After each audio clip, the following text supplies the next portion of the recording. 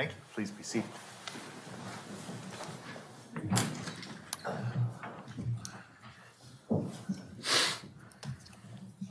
Attorney Dorrell. Thank you. If you would, please.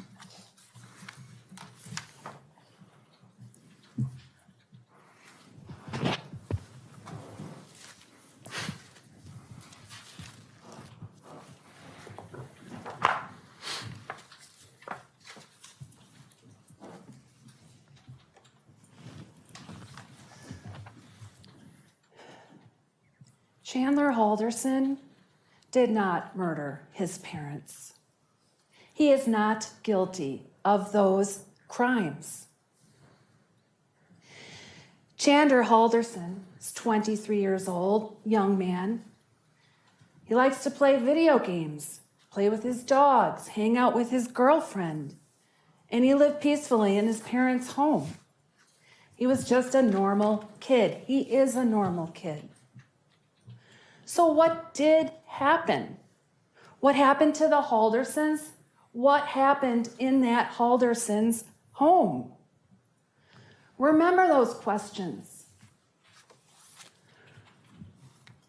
They won't be answered at the end of this trial.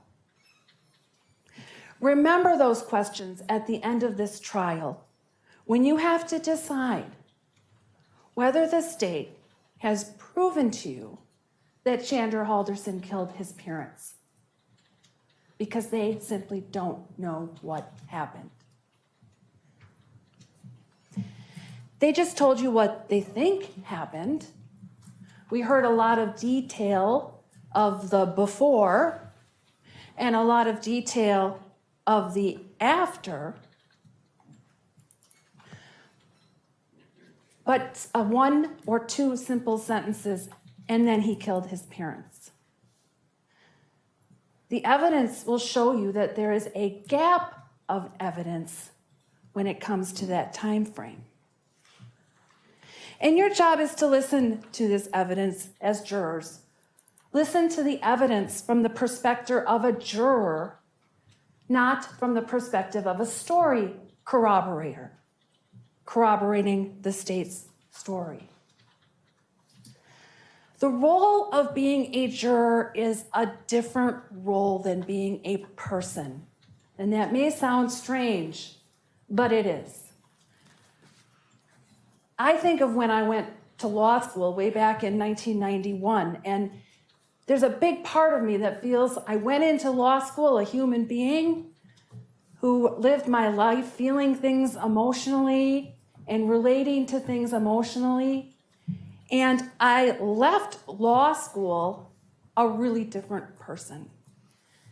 I learned how to be very logical, to apply facts, first to assemble facts, and then to apply these facts to the law as I learned it.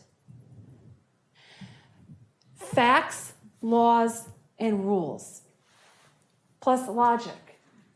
That's your role here as a juror.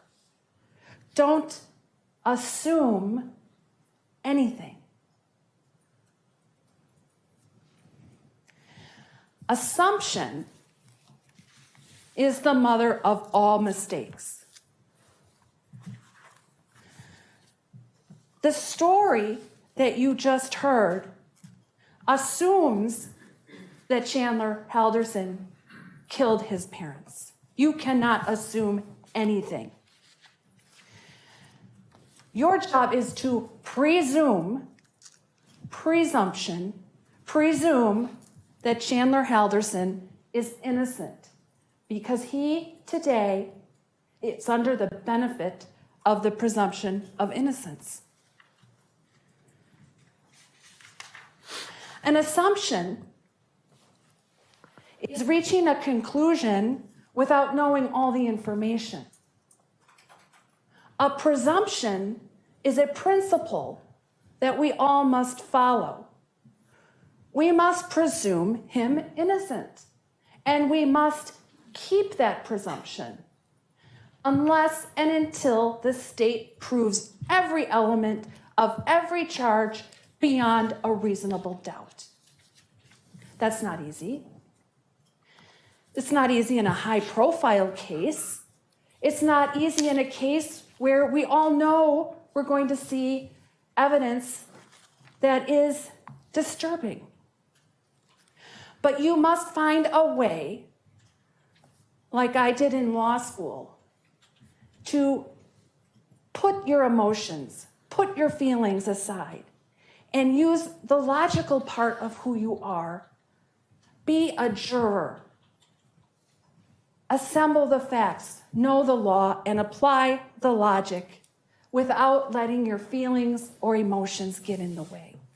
And for each of you, you might have a different way of doing that.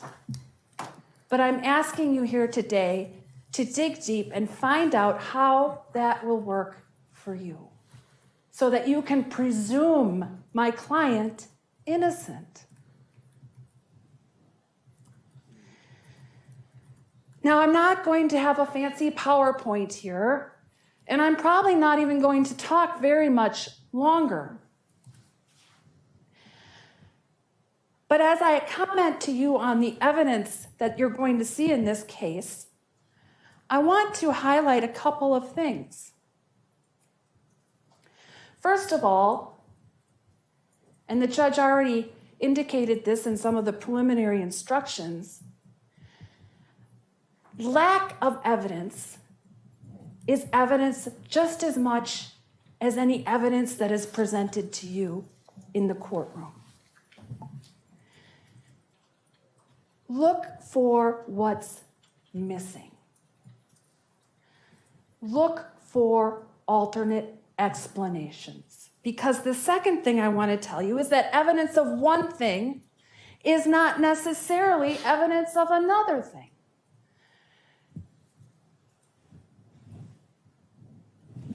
One fact here could mean a different fact here, but it also could mean 3 or 4 other facts.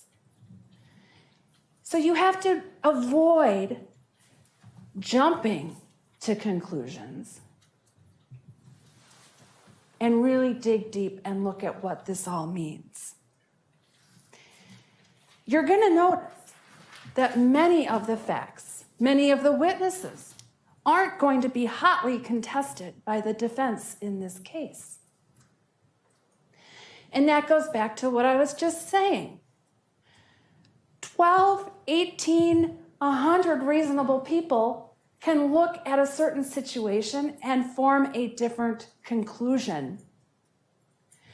And when you're talking about a system where you need to be convinced beyond a reasonable doubt, you better make very sure that you're excluding all of the other things that these facts could mean. Because you just aren't going to know what happened. You're going to know some about the before. You're going to know some about the after. But you're not going to know what happened in the Haldersons' home, who did it, what happened, how it went down, whether it was intentional or not, which is an element of homicide. You're just not going to know. You're also going to not know how Bart and Krista would have reacted to these lies.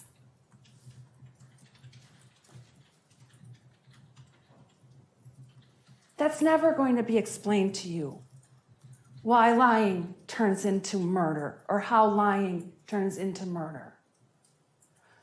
Be sure to look for what you're not told, because that's evidence just as much as any evidence is.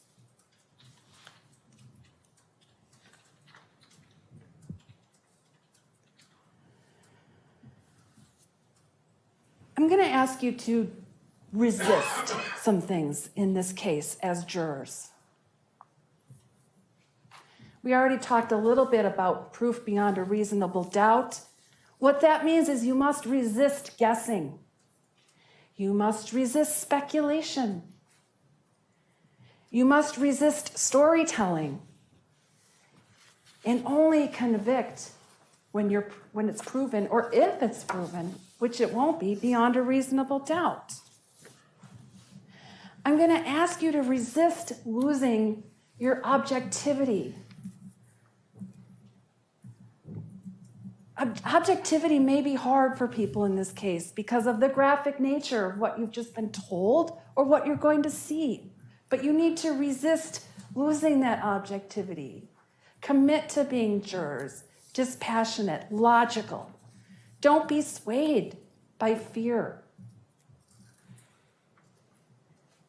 And I ask you to resist any pressure you might feel to convict Mr. Halderson of murder in this case. It's a little unorthodox, but I'm going to tell you, at the end of this case, Attorney Vera and I may stand before you here and say, you know what? They did convict him of this, but what evidence do you have of murder?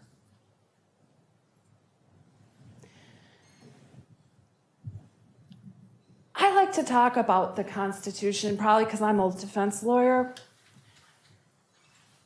But I think as jurors, as people coming into the system who aren't dealing with this every day, like we are here in the courtroom, you have to remember how important the Constitution is, how important the presumption of innocence is for Mr. Halderson, and how important proof beyond a reasonable doubt is. It's the highest standard we have. And it was created and perseveres to this day for this very reason. When someone is on trial for the most serious crime possible, and every little thing they do, every little lie they might have told is blown up and thrown against someone. That's when proof beyond a reasonable doubt matters.